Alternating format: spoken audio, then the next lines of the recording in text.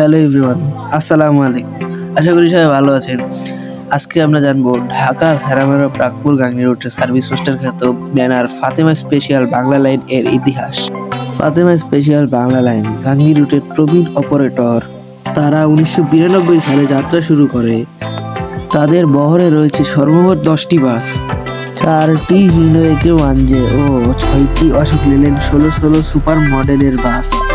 রয়েছে 2 unit ওয়ানজে AC bus.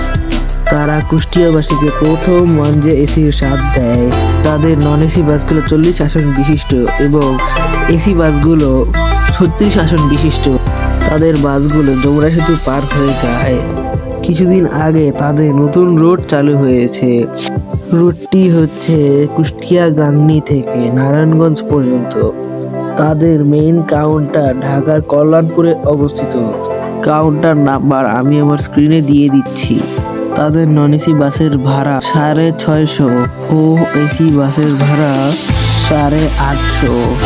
এই ছিল আজকের ভিডিওটি ভালো লাগলে লাইক ও চ্যানেলটি সাবস্ক্রাইব করে পাশে থাকার অনুরোধ রইল।